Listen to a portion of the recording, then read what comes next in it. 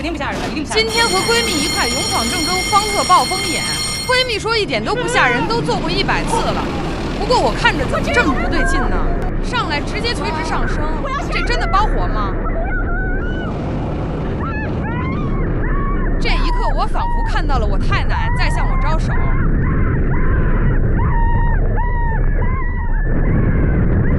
我在疯狂的尖叫，闺蜜还淡定地比了个手势，我感觉她是在嘲笑我。